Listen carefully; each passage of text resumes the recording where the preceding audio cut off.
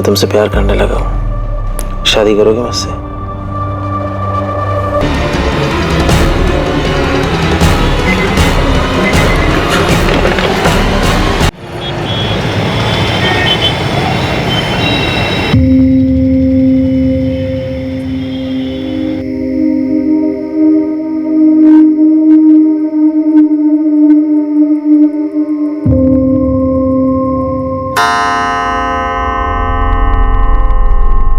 नम्रता, मेरी दवा लेके आओ, 10:30 बज गए हैं। आई माँ जी।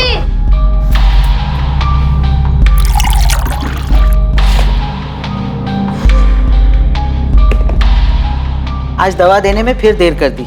पता है डॉक्टर ने क्या कहा है कि ठीक 10:30 बजे दवा लेनी है। जी माँ जी, ये लीजिए।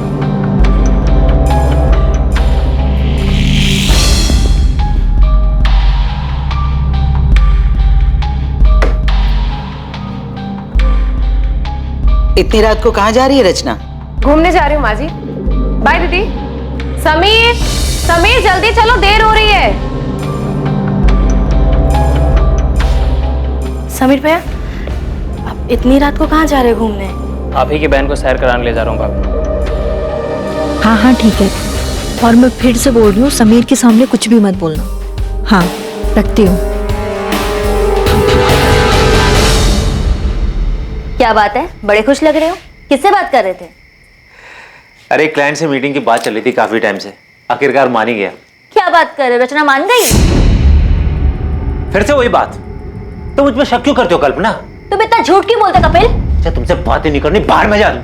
हाँ हाँ जाओ जाओ, रचना को इतना वेट करना ठीक नहीं है, जाओ। अब तुम ऐसे ही मेरी सारी बात मानते रहो, फिर देखना हम कहाँ से कहाँ पहुँच जाएंगे। तुमने घर पर किसी को बताया तो नहीं ना कि हम कहाँ जा रहे हैं? नहीं।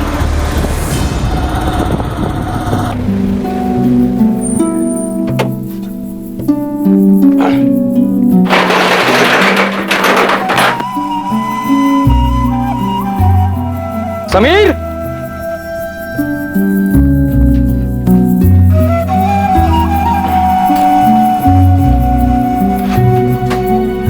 समीर नहीं है क्या? वो रचना को लेकर बाहर गया है। आज आपको काफी देर हो गई आने में। हाँ वो देर हो गई। सोचा था शादी के बाद समीर जिम्मेदार बन जाएगा, लेकिन रचना ने तो उसे और बिगाड़ दिया। ना खर्च पे लगाम है और ना जुबान पर। उसकी माँ ने उसे कुछ सिखा कर नहीं भेजा क्या?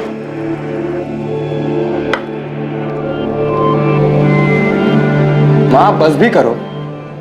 और वैसे भी समीर तो पहले से ही ऐसा है, उसने कब जिम्मेदारी उठाई? हाँ लेकिन रचना को उसे समझाना चाहिए ना। अब तक दोनों घर नहीं लौटे।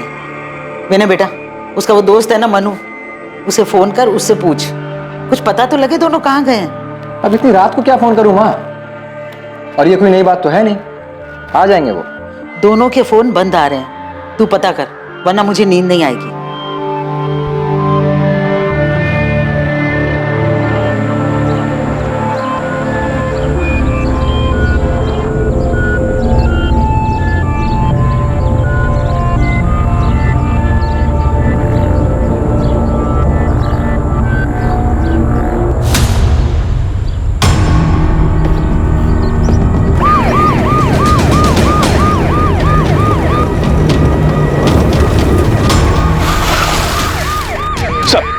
इधर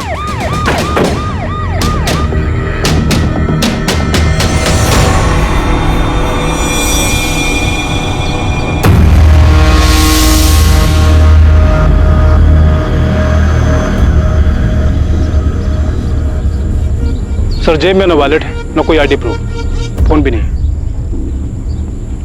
मारने वाला वॉलेट ले गया, लेकिन नोटों की गड्डी यहीं छोड़ दी। मर्डर पैसों के लिए नहीं हुआ। आप लोगों में से सबसे पहले लाश किसने देखी थी? जी सर, लाश को सबसे पहले मैंने देखा। किसी को आते जाते देखा है? नहीं सर, बस ये देखा और मैंने आपको फोन किया।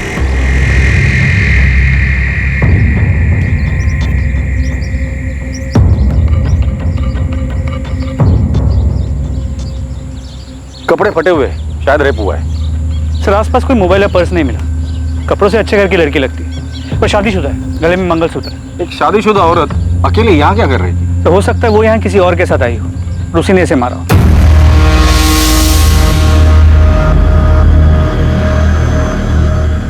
एक शादीशुदा जोड़ा घर से एक साथ निकलता है और कुछ घंटों बाद अलग अलग शहरों से दोनों की लाशें बरामद होती हैं। समीर की लाश उज्जैन पुलिस को मिलती है और रचना की लाश इंदौर पुलिस को।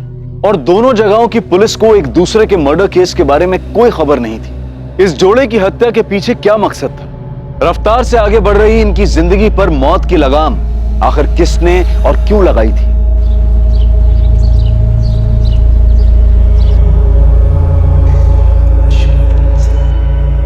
नम्रता दीदी, दीदी क्या हुआ, कहाँ खोई हुई हो? समीर और रचना कल रात से वापस नहीं आए। उन्हीं के बारे में सोच रही थी। तेरा भाई अभी तक घर नहीं लौटा है, रात से सुबह हो गई है। चिंता मत करो माँ, आ जाएंगे दोनों। मन्नू को भी बोल दिया मैंने पता करने को। सुनिए, मुझे भी उनकी फिक्र हो रही है। इसे इतनी देर तक बिना बताए। अरे यार, बेकार में ही घबरा रहे हो तुम दोनों। विनय, तो अभी के अभी पुलिस स्टेशन जाओ और रिपोर्ट लिखवा। पर मैं कह रहा हूं, बेकार में चिंता कर रहे हो तुम दोनों। कुछ नहीं हुआ होगा समीर और रचना को। लड़की को गला दबाकर मारा गया है। किसी मजबूत हाथों ने जोर से गला दबाया होगा, जिस वजह से विंड पाइप चोक हो गई। मौत का वक्त कल रात करीब 11 से 1 बजे के बीच। पहले लड़की को बेहोश किया गया है, फिर गला दबाया गया है। पहले इसे बेहोश किया फिर मारा है? जी हाँ, लड़के के ब्लड में नशीली दवा के ट्रेसेस मिले। विक्टिम के कपड़े फटे हुए थे। रेप? उसके लिए मुझे डिटेल में पोस्टमार्टम करना होगा। लड़की के प्राइवेट पार्ट्स में इंजरीज हैं जो फोर्स सेक्स के कारण होती है। अभी दावे से कुछ नहीं बोल सकता। सर, लड़की की फोटो को आसपास के सभी थानों में भिजवाया है और कहीं भी कोई मिसिंग कंप्लेंट होगी तो जल्दी पता चल जाएगा।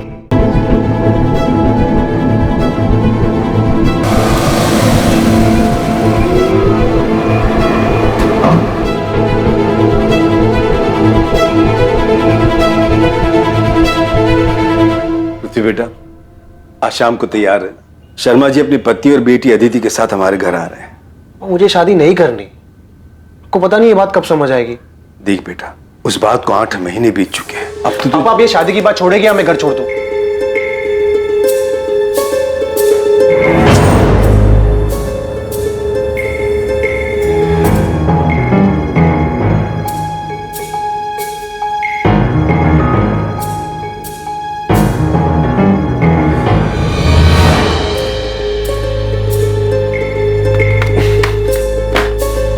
विनय भैया पुलिस स्टेशन गए हैं शिकायत लिखवाने। हाँ मनु बेटा, समीर और रचना कल रात से घर नहीं लौटे। उन दोनों के फोन भी बंद आ रहे। मनु, समीर ने तुम्हें कुछ बताया था क्या कि वो कहाँ जाने वाले हैं? नहीं भाभी, समीर ने तो इस बारे में मुझे बिल्कुल कुछ भी नहीं हुआ। आज के बाद दोबारा ऐसा घटिया मजाक किया ना तो जान से मार दूं।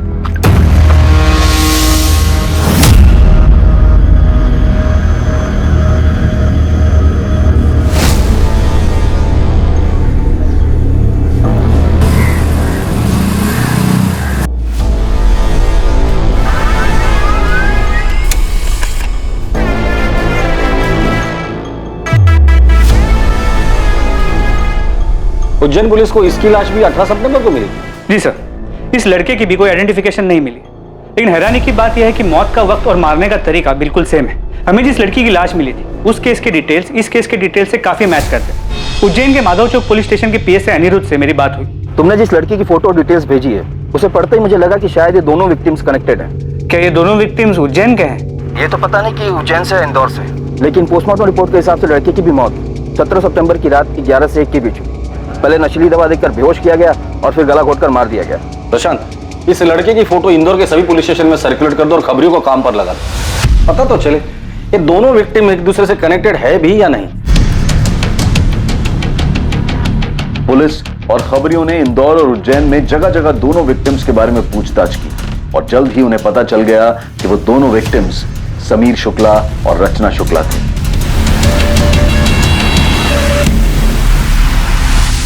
हाँ सर, समीर मेरा छोटा भाई और रचना उसकी पत्नी।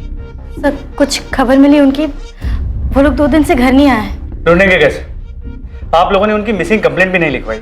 ये क्या कह रहे हैं आप? विनय ने खुद जाकर थाने में रिपोर्ट लिखवाई थी।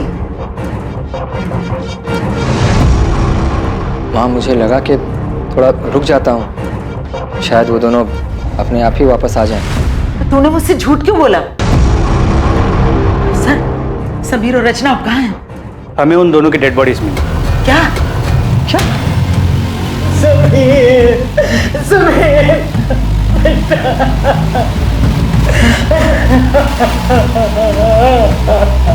समीर, समीर बेटा, समीर, समीर। अरे समीर, आज तो फिर मेरी बाइक लेके भागने की फिराक में। भैया प्लीज ले जाने दो ना, आज कॉलेज में रोज डे। समीर मुझे काम पर जाना है, मैं कैसे जाऊंगा? बस में जाना पड़ेगा मुझे। प्लीज भैया प्लीज, सिर्फ एक दिन के लिए, आज रोज डे है ना इसलिए। ठीक है, जा ले जा।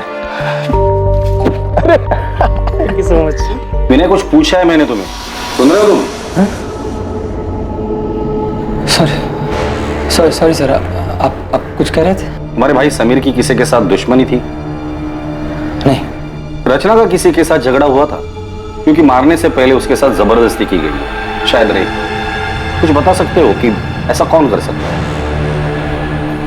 तुमने मिसिंग कंप्लेंट क्यों नहीं लिखवाई और अपनी बीवी और मां को झूठ क्यों कहा कि लिखवाई है? सर मेरा भाई, मैं कुछ, सर इस वक्त मुझे कुछ समझ में नहीं आ रहा है। ठीक है, फिलहाल के लिए जा सकते।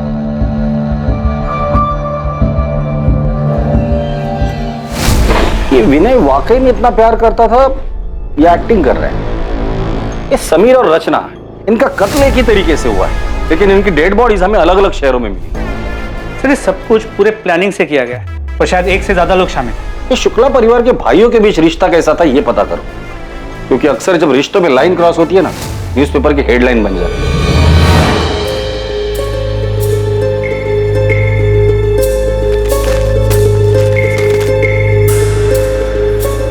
क्या हो पापा, ऐसे हड़बड़ा क्यों रहे हो? कुछ नहीं बेटा, कुछ नहीं। पापा सोशल मीडिया का जमाना है, बाहर आजकल से अखबार तक नहीं रहते। तूने रचना के बारे में पढ़ा? हाँ, बुरा हुआ। पृथ्वी बेटा तू ठीक तो है? हाँ पापा मैं ठीक हूँ। आप चाहते थे ना मैं अदिति से मिलूं, मैं तैयार हूँ। तुम्हें मेरी बात मान लेनी चाहिए थी रचना। ये सब नहीं होता। क्या हुआ?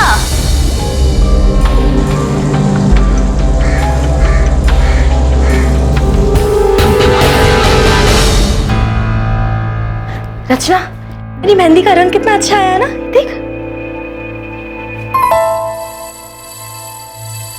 तू रो रही है? तू सच्ची रो रही है? चुप कर, मैं कहाँ रो रही हूँ? नहीं, तेरी तो सिर्फ आंखें लीक कर रही है ना? सच बता, मुझे मिस करेगी इसलिए रो रही है ना? मैं तुझसे कह रही हूँ, जब तेरी शादी होगी ना तब तू। दीदी, क्या शादी? शादी शादी मतलब बिना पगार की नौकरी। पति को खुश रखो, सास को खुश रखो और अपने सभी सपनों पर ताला मार के बंद कर दो। मुझे नहीं करना। क्यों नहीं करनी शादी? मैंने नम्रता के देवर समीर से तेरे रिश्ते की बात चलाई है। बहुत अच्छा लड़का है और तुझे पसंद भी करता है। माँ पसंद नहीं, पूरा लट्टू है रचना पर। देख रचना, मैं तुझे अभी समझा रही हूँ, तो सुधर जा। आसमान में नहीं, जमीन पर रहना है हमें।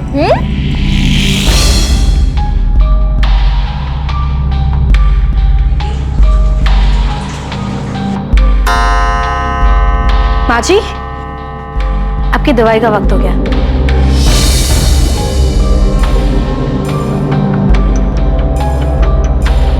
मुझे समझ नहीं आ रहा, विनय ने मुझसे झूठ क्यों बोला? उसने रिपोर्ट क्यों नहीं लिखवाई? मोनू, तुम समीर के बचपन के दोस्त हो, उसे अच्छे से जानते हो। हाल फिलहाल में उसका किसी के साथ लड़ाई झगड़ा या कहासुनी हुई थी? आज के बाद दोबारा ऐसा घटिया मजाक किया ना तो जान से मार दूंगा। नहीं सर, इस बारे में तो मैं कुछ नहीं जानता, लेकिन आपको एक बात बताना चाहता हूँ, समीर और विनय भैया के रिश्ते के बारे में। साहब, विनय भैया और समीर के बीच में पहले तो सब कुछ ठीक था, लेकिन 8 महीने पहले जब से समीर और रचना की शादी हुई तब से सब कुछ बदल गया। लेकिन रचना तो विनय की बीवी नम्रता की सगी बहन थी ना? जी सर, लेकिन नम्रता भाभी और रचना में बहुत फर्क था। जहाँ भाभी ने आज तक पूरे परिवार को संभाल के रखा, वहीं रचना ने उन्हें आते ही अलग कर दिया। वहाँ मुझे समझ नहीं आ रहा है कि आज इतने सालों बाद अचानक मेरी दुकान और आपका टिफिन बिजनेस वाली बात क्यों उठ रही है? क्योंकि समीर को अपने हक का एहसास हो गया है जीजा जी। हक का एहसास तो तुमने करवा दिया रचना, तो अब लगे हाथ इसे जिम्मेदारी का एहसास भी करा दो। एहसास तो आपको होना चाहिए ना जीजा जी। समीर कोई छोटा बच्चा नहीं है जो आप उस पर अपना हुक्म चलाते रहे और वो चुपचाप सुनता रहे। रचना, ये कोई तरीका है अपने जीजा जी से बात करने का? तरीका तो इनका गलत है दीदी। छोटे भाई का हक छीन रहे हैं ये। मैं हक छीन रहा हूँ अपने छोटे भाई का? सही तो कह रही है भैया, क्या गलत कहा रचना ने? लेकिन समीर भैया, इन दोनों से कुछ बोलने का कोई फायदा नहीं है। इसके बाद से उनके घर में काफी तनाव रहने लगा।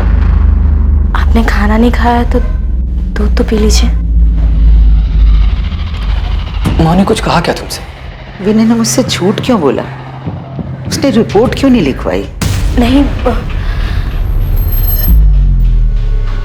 मगर आपने पुलिस में शिकायत क्यों नहीं की?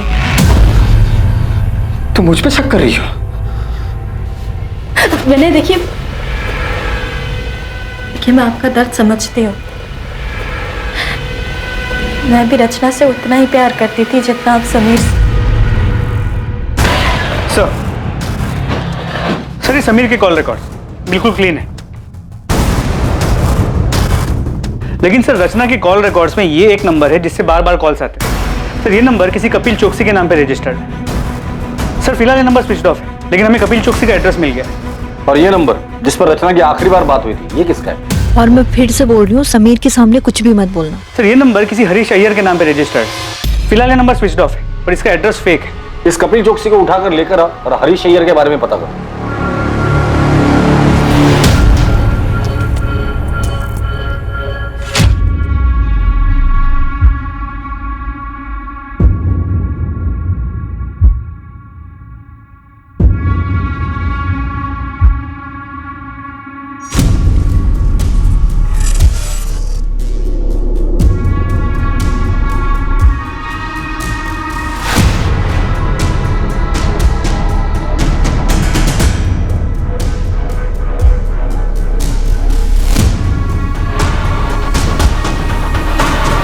कल्पना, अच्छा यही होगा कि आप हमें सच सच बता दें कि आपके पति कपिल इस वक्त कहाँ है? सर मेरा उस आदमी के साथ कोई वास्ता नहीं है। कपिल क्या हुआ? इतना डरे हुए क्यों हो? हाँ, क्या किया तुमने? मैंने कुछ नहीं किया है। मैं भी तुम्हें कुछ नहीं बता सकता। अगर पुलिस रचना के बारे में पूछे तो पुलिस को बता देना कि मैं रचना के बारे में कुछ नहीं जानता। अभी मुझे जाना होगा। कपिल! आपके पति कपिल का रचना के साथ अफेयर था, ये बात आपको पता भी थी और फिर भी आपने कुछ नहीं किया। घर वालों से बगावत करके मैंने कपिल से शादी की थी। उनके पास वापस कैसे जाती? रचना की वजह से मेरी बसी बसाई जिंदगी बिखर गई। तो रचना की मौत की खबर सुनकर आपको तो खुशी हुई होगी? सुनकर तो ऐसे लगा था कि भगवान ने मेरी सुन ली।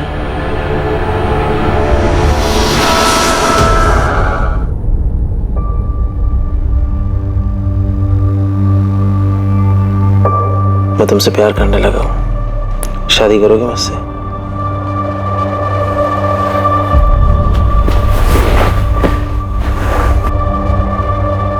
मुझे पता है तुम भी मुझसे। कि क्या? कि मैं तुमसे प्यार करती हूँ? नहीं कपिल, मैंने तुम्हें पहले ही कहा था। ऑनलाइन चैटिंग के वक्त बिल्कुल साफ क्लियर किया था कि मुझे ये शादी, प्यार, इन सब में कोई इंटरेस्ट नहीं है। तो फिर तुम ये बकवास क्यों कर रहे हो? तुम्हें मेरी फीलिंग बकवास लग रही है? कपिल मेरा हाथ छोड़ो, मुझे लग रही है। मैं तुम्हारे साथ प्यार के लिए था, मजे के लिए नहीं। पर इस बात से तुम्हें कोई फर्क नहीं पड़ता ना? हाँ नहीं पड़ता। मैं यहाँ पर अच्छा टाइम बिताने आती हूँ, जो कि तुमने पूरा खराब कर दिया है।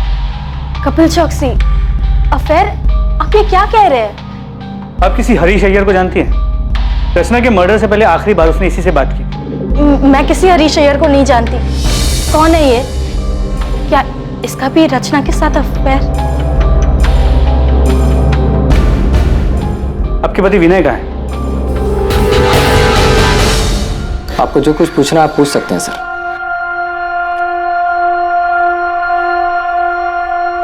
नम्रता, उस रात विनय काफी देर से घर लौटा था ना? 17 सितंबर की रात को मेरा टेम्पो बिगड़ गया था सर। गैराज का रसीद है मेरे पास, जहां से मैंने टेम्पो ठीक करवाया था। समीर और रचना 17 सितंबर को गायब हुए थे और 20 सितंबर तक तुमने उनकी मिसिंग कंप्लेंट नहीं लिखवाई थी। क्यों? क्योंकि समीर की शादी के बाद ऐसा 2-3 बार पहले भी हो चुका था। समीर और रचना अक्सर बिना बताए घूमने चले जाते थे। मैंने सोचा 1-2 दिन में लौट आएंगे। सर यही सच है। और दुकान के किराए के पीछे हुए झगड़े का सच वो क्या था? सर, रचना के उकसाने पर हमारे बीच झगड़ा हुआ था, लेकिन समीर हमेशा से जिद्दी रहा है। ये मनमानी करना उसके लिए कोई नई बात नहीं थी। समीर और रचना की शादी को सिर्फ 8 महीने हुए थे और इन महज 8 महीनों में ही समीर और उसके बड़े भाई विनय के बीच अलगाव पैदा हो गया था। यह बात भी सामने आई थी कि शायद रचना का किसी कपिल चौकसी के साथ अफेयर था, लेकिन अब जो खबर सामने आने वाली थी वो शुक्ला परिवार को पूरी तरह से झकझोर कर रख देने वाली थी। तुझे क्या लगा था? तू बताएगा नहीं तो हमें पता नहीं चलेगा? बोल, समीर के मर्डर से एक दिन पहले तुम दोनों का किस बात को लेकर झगड़ा हुआ था? आज के बाद दोबारा ऐसा घटिया मजाक किया ना, जान से मार दूं। तुझे भरोसा नहीं है ना मेरी बात पे? ये देख, देख अपनी आंख से। ऐसा क्या था उस वीडियो में कि समीर के होश उड़ गए? बता दो। रचना का सच जो इत्तेफाक से मेरे सामने आ गया। सर, वो कुछ 3-4 हफ्ते पहले मेरा दोस्त पंकज इंदौर से आया हुआ था। हम दोनों होटल के कॉरिडोर से बाहर आ ही रहे थे कि वहां मुझे रचना दिखी। वो किसी आदमी के साथ थी। मुझे देखकर ये बहुत झटका लगा। मेरे कुछ समझ में नहीं आया तो मैंने तुरंत अपना फोन निकाला और उनके कमरे में अंदर जाने की वीडियो बना ली ताकि समीर को दिखा सकूं। कौन है आदमी? सिर्फ ये एक आदमी नहीं है, मैंने उस होटल के वेटर से बात भी की है। हाँ साहब, ये मैडम अक्सर यहाँ आती हैं और इनसे मिलने कई साहब आते हैं।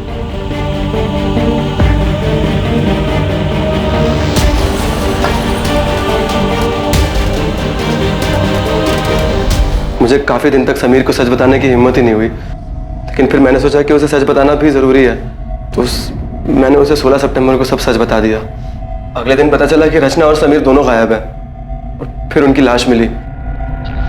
ये आदमी कौन है? मैं नहीं जानता, लेकिन उस दिन अंतिम संस्कार वाले दिन ये घर पे आया हुआ था। मैं नहीं जानता ये कौन है। अंतिम विधि में ये आदमी आपके घर आया था? आया होगा, मुझे नहीं मालूम। तुम्हारी बीवी नम्रता इस सब के बारे में जानती है? नम्रता, रचना ने जो किया उसमें तुम्हारा कोई दोष नहीं है। विनय, आप पुलिस की बात मत सुनो, वो लोग झूठ बोल रहे हैं। रचना ऐसी नहीं थी। पुलिस ने खुद उस होटल में जा करके पता लगाया था जहां रचना। ये रचना भी ना जाते जाते हम सबका मुंह काला कर गई। तेरी माँ ने यही सिखाया था क्या उसे? नम्रता! माँ, कुछ भी बोले जा रही हो तुम। सर, पूरे परिवार में इस आदमी को कोई नहीं जानता। ये आदमी अंतिम संस्कार के लिए आया था और इसे कोई नहीं जानता। अजीब बात है। रचना के कॉल रिकॉर्ड्स में कपिल चौकसी और हरीश अय्यर के अलावा और कोई सस्पिशियस नंबर नहीं मिला है, लेकिन रचना से मिलने उस होटल में कई लोग आते थे, तो हो सकता है कि उसके पास कोई दूसरा नंबर हो। रचना के इस दूसरे रूप के बारे में सच में कोई नहीं जानता। ऐसे कैसे?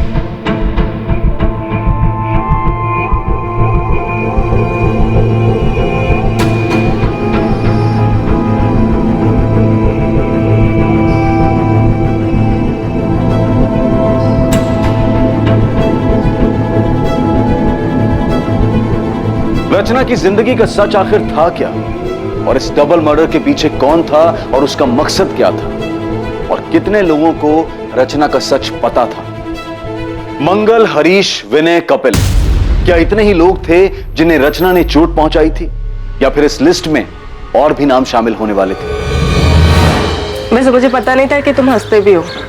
मतलब जब पहले मिले थे तो तुम हमेशा देवदास बने फिरते थे। वो एक दौर था जो बीत चुका है। किसी से सच्चा वाला प्यार हो गया था क्या? एक लड़की थी जिससे मैं बहुत प्यार करता था। I'm sorry अगर तुम्हें बुरा लगा तो। अरे नहीं, मैं अब ठीक हूँ। वैसे तुम जिस लड़की की बात कर रही हो वो मेरे लिए 8 महीने पहले ही मर चुकी। जी सर, मैं उसी के घर जा रहा हूँ, पहुंच के अपडेट करता हूँ।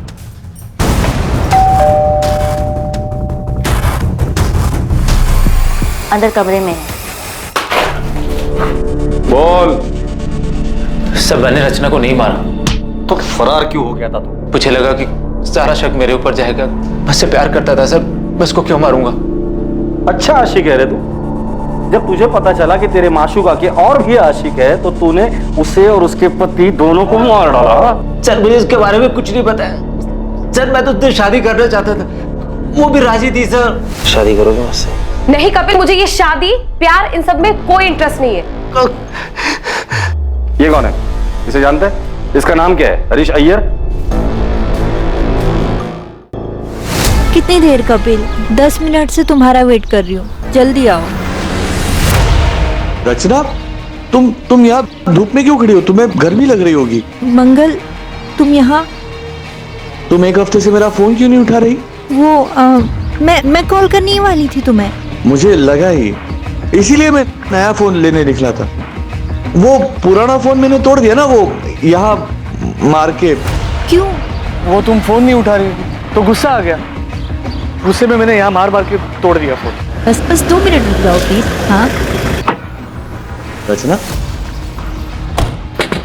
रचना बाहर निकलो, जल्दी भागो यहाँ से कपिल, इसका दिमाग खराब है। रचना बाहर निकलो। सर फिर आया ये, प्लीज यहाँ से चलो। रचना, रचना। कौन था ये? अरे मंगल वर्मा नाम है इसका। एक बार इसने मुझे किसी शादी में देख लिया था, मैंने बस इस पे थोड़ी सी तरस खा के बात क्या कर ली, ये तो पीछे ही पड़ गया। कहता है इसे मुझ में अपनी मरी हुई पत्नी नजर आती है। सर उस दिन रचना काफी घबराई हुई थी, मंगल को देख के उसके पसीने छूट रहे थे। सर इससे ज्यादा मैं मंगल के बारे में कुछ नहीं जानता। सर खबरी जाकिर मंगल वर्मा की खोज पे लग गया है, जल्दी कुछ पता चल जाएगा। और होटल के रजिस्टर में जो भी नाम और पता था सब फर्जी था। ये कपिल खुद को बचाने के लिए झूठ भी बोल सकता है, कहानी सुनाकर अपनी करनी मंगल वर्मा पर डाल रहा है। पृथ्वी बेट,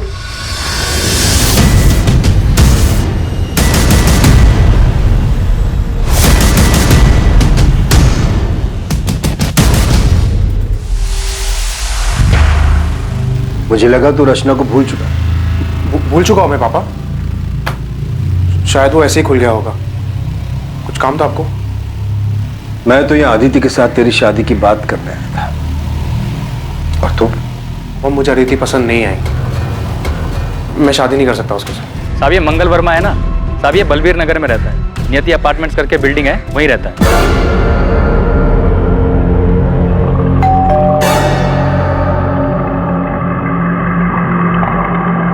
सर मंगल वर्मा को उसकी वाइफ ज्योति के मरने का गहरा सदमा लगा था, दिमागी हालत पे काफी अनस्टेबल हो गया था।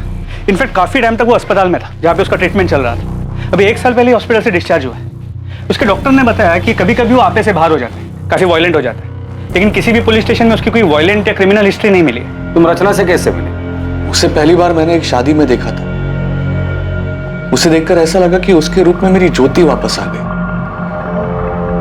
इसीलिए मैं उससे बात करने लगा, फिर उसे मिलने लगा। बिल्कुल ज्योति की तरह रखता था मैं उसे। वाह, थैंक यू सो मच। खुश हो ना? बहुत ज्यादा। अच्छा मंगल, अब मुझे निकलना होगा, बहुत देर हो रही है। हाँ अभी मत जाओ ना प्लीज। एक काम करते हैं, हम ना शादी कर लेते हैं, फिर तुम्हें कहीं जाने की जरूरत ही नहीं पड़ेगी। हाँ हाँ बिल्कुल, लेकिन इस बारे में हम बाद में बात करें। कब?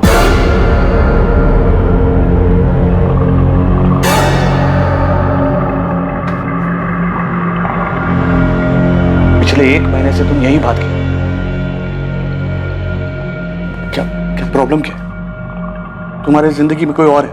तुम मुझसे प्यार नहीं करती? छोड़ना चाहती हो मुझे? नहीं, तुम धोखा नहीं दे सकती। रचना तुम मेरी बीवी हो, सिर्फ मेरी बीवी हो रचना। मंगल, मंगल, मंगल क्या कर? मंगल, मंगल, मंगल मेरी बात सुनो मंगल, इसे फेंक दो मंगल। शादी करोगी मुझसे? वरना? मंगल, मेरे जीजा जी और मेरी बहन अभी घर से बाहर गए, वो जैसे ही आएंगे ना मैं उनसे बात करूंगी। अब अभी ये कांच मुझे दे दो, हाँ प्लीज।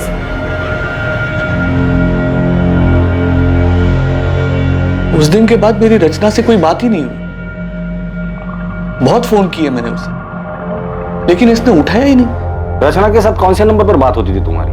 4441121।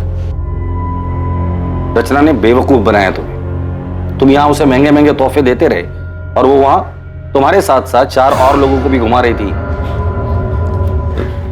रचना के बारे में ऐसे बात मत करो प्लीज। ये हम नहीं, पूरा इंदौर बोल रहा। तुम नहीं जानते? अरे तुम्हारे जैसे कई आशिक है उसके, उनमें से एक यहाँ जेल में भी है। कहता है कि वो रचना से प्यार करता था और रचना भी उससे प्यार करती। तुम जिस होटल में रचना के साथ जाते थे, रचना वहां और लोगों के साथ भी जाती थी। रचना सिर्फ मेरी थी, उसके बारे में बकवास नहीं समझे? उसके बारे में बकवास मत करना। रचना सिर्फ मेरी थी, बकवास मत करो। सर सिर्फ रचना के एक चक्कर के बारे में सुन के इतना वायलेंट हो सकता है इसे रचना के प्रोस्टिट्यूशन के बारे में पता चल गया और इसी ने उसे मारा हो। तुम सही कह रहे हो।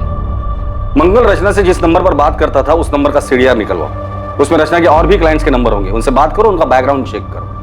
अभी तो सिर्फ 2 ही आशिक मिले हैं, पता नहीं लाइन में और कितने आशिक खड़े होंगे। तुमने भागकर अपने पैरों पे कुल्हाड़ी मार ही ली थी। वो तो मैंने सही टाइम पर पुलिस को बुलाकर तुम्हें सब कुछ बर्बाद करने से रोक लिया। आगे अपने बयान पर डटे रहना, और अगर मुझ पर भरोसा हो गया हो तो जैसा जैसा मैं कहूँ ठीक वैसा वैसा करना। जैसा तुम कहोगी वैसा ही करूंगा, बस मुझे यहाँ से निकाल लो। मैं तुमसे वादा करता हूँ दुनिया का सबसे अच्छा पति बन के दिखाऊंगा।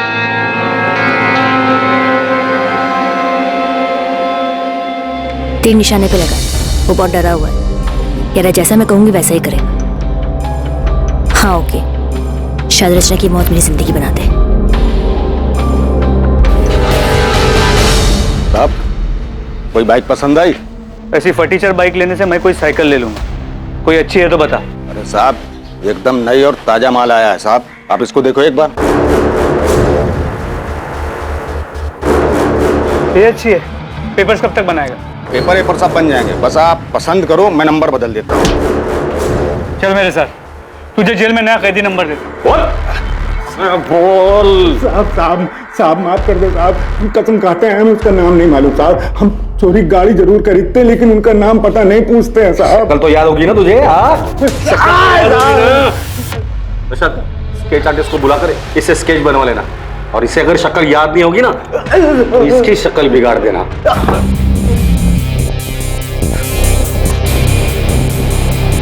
संदिग्ध कई थे, किसी का नाता समीर से था तो किसी का रिश्ता रचना से। असली मुजरिम जो भी था वो दोनों से जुड़ा हुआ और शायद दोनों से ही चोट खाया हुआ था। पर कुछ लोग ऐसे भी थे जो अब भी पर्दे में थे और इसीलिए वो पुलिस के शक के दायरे से भी बाहर थे। उनके इरादे, उनकी मंशा अब भी गुप्त थी, लेकिन जल्द ही सारे नकाब उतरने वाले थे और सच सामने आने वाला था। माँ, कहाँ जा रही हो? पुलिस स्टेशन, समीर के कातिल के बारे में पता कर। अरुणा जी, समीर और रचना के कातिल को हम ढूंढने की पूरी कोशिश कर रहे हैं। क्या आपको किसी पर शक है? नहीं, लेकिन जिसने भी ये किया है उसे कड़ी से कड़ी सजा मिलनी चाहिए। सर, मुश्ताक ने स्केच बनवाया। क्या आप इसे जानते हैं? इसने समीर की बाइक बेची। सर, इसे तो मैंने समीर भैया के साथ देखा था। संध्या। जी भैया। हम लोग आगे ही जा रहे हैं तेरे घर की तरफ से, तुझे छोड़ देंगे। जी।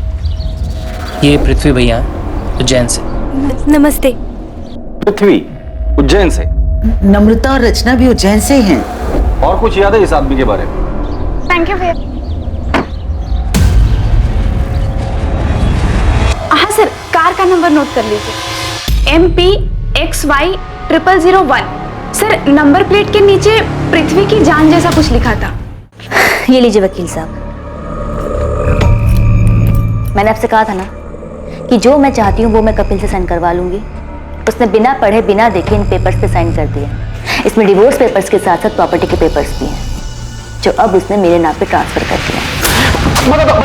बता क्यों मारा दोनों को? बोल। रचना और मैं एक दूसरे से प्यार करते थे। हम 2 साल से एक साथ थे। फिर से लेट हो गए। फिल्म की शुरुआत में सो जाएगी यार। अरे वैसे भी मैं कौन सा फिल्म की स्टोरी में इंटरेस्टेड हूँ। चलें, पॉपकॉर्न भी लेना है। जा रही हो तुम? हाँ, और रुकी तो तुम्हारे पापा घर आ जाएंगे और फिर पूरे उज्जैन में बात फैल जाएगी। एक काम करें, शादी कर लेते हैं। मुझे नहीं करनी कोई शादी वादी। एक काम करो, तुम कर लो शादी। अरे ये क्या मजाक है रचना?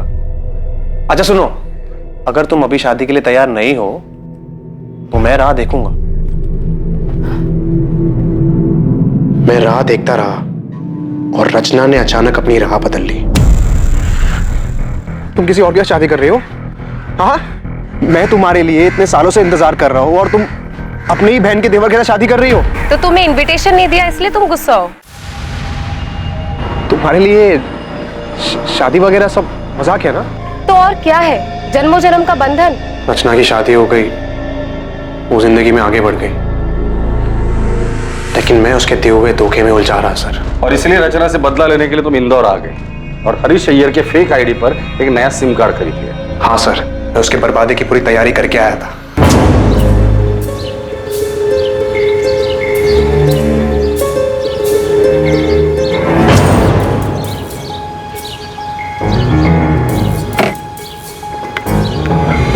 अरे पृथ्वी, तुम यहाँ? और वाह, क्या रूप है।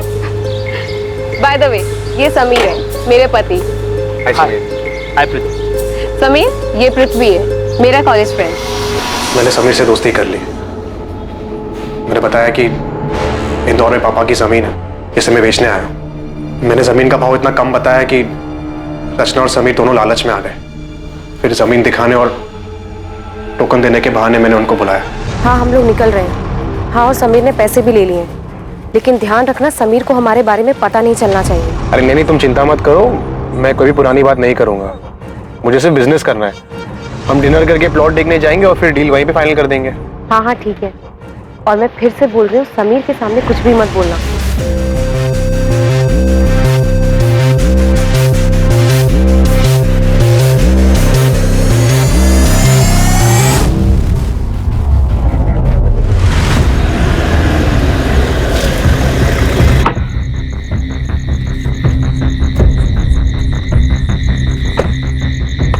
समीर, समीर चल। ये कहाँ है? संभाल के, थोड़ा ही आ गया प्लॉट। रचना? हाँ, रचना आएगी पीछे से, आ जा।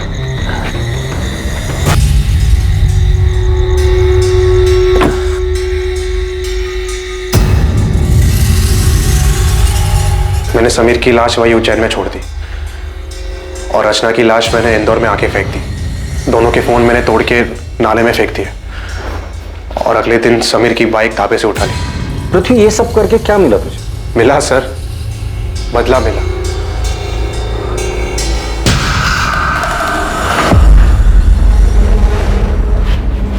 एक मिनट, तुम्हें कैसे पता चला कि समीर और रचना के पास इतना सारा पैसा है कि वो तुम्हारी जमीन खरीद सकते हैं? सच सच बता, ये सारी प्लानिंग तूने अकेले नहीं की थी? सर, मुझे बताया गया था कि उनको दुकान का किराया मिलता है, वो कहाँ जाते हैं, कहाँ घूमते हैं, इन सब की डिटेल बताई गई थी। सच सच बता दे, कौन है इस केस का मास्टरमाइंड? सिर्फ पृथ्वी सच कह रहा है या अपना किया किसी और के सर पे डाल रहा है? अगर ये पृथ्वी झूठ बोल रहा है तो हमारे पास कोई सबूत नहीं, लेकिन अगर ये पृथ्वी सच भी बोल रहा है तो हमें उसका कन्फेशन चाहिए होगा। लेकिन मुझे लग रहा है कि ये पृथ्वी हमारे साथ खेल खेल रहा है। सच जानने के लिए हम भी खेल खेलते। उठा दे उसको। पृथ्वी ने सब कबूल कर लिया, तेरी बारी है। अरे मैंने कुछ नहीं किया सर। सर, मेरे पति ऐसा नहीं कर सकते। पृथ्वी ने खुद विनय का नाम लिया है। झूठ बोल रहा है पृथ्वी, मेरे पति ऐसा कर ही नहीं सकते। आपके सामने ही आपके पति से हम सच उगलवाते हैं। चलिए बोल, चल बोल। विनय, विनय आप ठीक है ना? इन्होंने आपको कुछ किया तो नहीं? अब तक तो कुछ नहीं किया है, लेकिन आगे का वादा नहीं कर सकते। बेहतर यही होगा कि तू सच बता दे। मैंने कुछ नहीं। तू ऐसे नहीं बोलेगा, लगता है सच उगलवाने की स्पेशल ट्रीटमेंट तुझे देनी ही पड़ेगी। सर मेरा बोल। मैंने मरवाया रचना और समीर, इन्हें कुछ नहीं पता, इन्होंने कुछ नहीं किया। ये तो क्या कह रही है नम्रता? सच बोल रही है वो। सारा सच हम पहले से ही जानते थे, बस वही सारा सच हम तुम्हारे मुंह से सुनना चाहते थे। इसीलिए तुम्हारे पति विनय को पकड़ने का नाटक हम लोगों ने किया था। सारी कहानी बताओ, सारा प्लान बताओ। सारा प्लान मेरा था। मैं नहीं चाहती थी कि रचना और समीर जिंदा बचे, पर इसके लिए मुझे किसी की मदद की जरूरत थी। तुम्हारा ध्यान कहाँ था? नहीं था। नम्रता, रचना कितनी देर लगा दी यार आने में। मम्मी से कितना झूठ बोलूं तेरे लिए? तो क्या सच बता दोगी? मुझे डांट खाने दोगी? और फिर मैं पृथ्वी मेरे प्यार से कैसे मिलूंगी? नहीं, ऐसे नहीं है दीदी। अगर ऐसा नहीं है तो फिर हम कल का भी प्लान बना लें। आप संभाल लोगी ना? हाँ संभाल लूंगी, तू नाटक बंद कर। नम्रता, थैंक यू सो मच। अगर तुम नहीं होती तो मैं इसे रोज मिल भी नहीं पाता। मैं पृथ्वी और रचना के रिश्ते के बारे में कॉलेज से जानती थी। मुझे पता था पृथ्वी उससे कितना प्यार करता था और अब भी करता है, इसलिए मैंने तय किया और पृथ्वी से मिलने चली गई। नम्रता, हाय। आओ ना अंदर। तुम्हें याद है पृथ्वी, कॉलेज में तुम मेरे तेल वाले बालों का कितना मजाक उड़ाते थे। चंपू चाची के नाम से सब जानते थे तुम्हें। चंपू चाची? और वो नाम मैंने रखा था। क्या दिन थे ना वो। याद है तुम रचना के कितने दीवाने थे। नम्रता, रचना की बात फिर कभी मत उठा। मैं अभी भी तकलीफ में हूँ और उसे बुला नहीं पाया हूँ। I am sorry, I understand. Rachna ने तुम्हें बहुत चोट पहुंचाई है और वो आज भी वही कर रही है। शादी उसने समीर के साथ की है मगर सुहागरात सबके साथ मना रही है। पृथ्वी, क्या किया तुमने? कर क्या हाथ?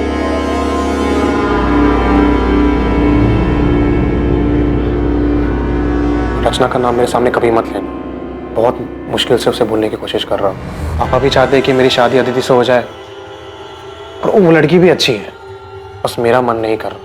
मैं जानती हूँ कि रचना ने तुम्हें बहुत दुख दिया है, मगर सच कहूँ तो रचना पहले से ही बहुत सेल्फिश थी। उसने कभी किसी के बारे में नहीं सोचा और उसने तुम्हारे साथ जो किया है उसके बाद तो शायद तुम हमेशा तकलीफ में रहोगे, कभी मूव ऑन नहीं कर पाओगे। लेकिन तुम ये सब मुझे क्यों कह रही हो? क्योंकि मैं खुद तकलीफ में हूँ। मैं बस चाहती हूँ कि रचना समझे कि वो इस तरह लोगों के साथ खिलवाड़ नहीं कर सकती। पृथ्वी, तुम रचना को मार डालो। क्या? देखो, उसने तुम्हारे साथ जो किया है और वो बाकी कई लोगों के साथ कर रही है वो सही नहीं है, उससे रोकना होगा। मैं मानता हूँ कि मुझे रचना पे बहुत गुस्सा है और उसको मारने से ही मुझे सुकून मिलेगा, लेकिन सिर्फ सुकून के लिए मार दूं? पूरा रिस्क मेरा और फायदा सिर्फ तुम्हारा हो रहा है, मेरा कुछ फायदा नहीं हो रहा है यहाँ पे। तुम्हें मुझसे जो फायदा उठाना उठा, बस रचना और समीर को मार डालो। तुमने रचना को मारने का प्लान सिर्फ इसलिए किया था क्योंकि तुम्हें लगा था कि रचना की हरकतों की वजह से तुम्हारा घर टूट सकता है। मुझे उसके अफेयर के बारे में पहले से ही मालूम था, मगर जब मुझे पता चला कि वो किस हद तक गिर चुकी है तो मैं हिल ही गई। वो किसी के साथ भी सो रही थी और उसके बदले में उसके क्लाइंट्स उसे। रचना प्रोस्टिट्यूशन में है, ये बात तुम्हें पहले से ही पता थी? मेरी टिफिन सर्विस की हेल्पर संध्या, उसका पति उसी होटल में काम करता था जहाँ रचना जाके। मैंने रचना को कई बार समझाने की कोशिश की। हाँ, धंधा करती हूँ। धंधा तो सभी करते हैं ना दीदी, आप भी तो टिफिन का धंधा करती हैं।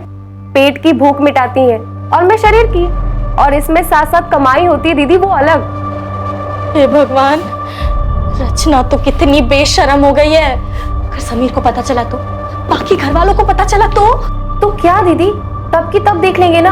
और वैसे भी समीर से कई बेहतर मिल जाएंगे मुझे। रचना, तेरे साथ साथ मेरा भी नाम जुड़ा हुआ है। तेरी हरकतों की वजह से मेरा घर टूट जाएगा। अरे हमारे परिवार की बदनामी होगी सो अलग। रचना, माँ को मरे 1 साल भी नहीं हुआ है, सोच उनकी आत्मा को कितनी ठेस पहुंचेगी। अरे दीदी, आप किन बातों को लेकर बैठ गई हो? ये समाज वमाज कुछ नहीं होता है। लोग सिर्फ 4 दिन बातें करेंगे, उसके बाद आगे बढ़ जाएंगे, लेकिन जिंदगी दीदी एक ही है और मैं अपनी जिंदगी अपने मन मुताबिक जीना चाहती हूँ, अपनी मर्जी से। रचना समझ ही नहीं रही थी। वो घर, परिवार, समाज किसी के बारे में नहीं सोचना चाहती थी, बस अपने मन की करना चाहती थी, जैसे वो बचपन से करती आ रही थी। मगर अब बस बहुत हो चुका था। मैं उसे अपना घर उजाड़ने नहीं दे सकती थी। लेकिन समीर को क्यों मरवाया? पूरा किराया देकर आपने कोई एहसान नहीं किया मुझे। वैसे भी वो मेरा हक है जो पिछले कई सालों से आप मुझसे छीनते आ रहे हैं। मैं छीनते आ रहा हूँ? मैं छीनते आ रहा हूँ? हाँ, तुम।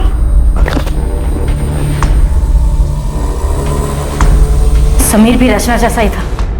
उन दोनों को घर की इज्जत की कुछ पड़ी ही नहीं थी। वो दोनों तो बस घर की शांति खराब करने पे तुले थे। उन्हें बस बर्बाद करना आता था। वो दोनों तुम्हारा घर बर्बाद कर देंगे, इस डर से तुमने खुद अपने हाथों से अपना घर बर्बाद कर लिया है। मैंने मुझसे गलती हो गई, लेकिन मैं डर गई थी। मुझे लगा कि रचना की सच्चाई जानकर आप मुझे छोड़ देंगे। हमारे परिवार की इज्जत, समाज, हम सबको क्या मुंह दिखाते। गुस्सा मेरे अंदर भी था, लेकिन तुम अपने गुस्से और नफरत में इतनी अंधी हो गई थी कि तुमने इतना भी नहीं सोचा कि जो आग तुम लगाने जा रही थी वो तुम्हारा अपना घर भी राख कर देगा? तुमने सब कुछ खत्म कर दिया नम्रता।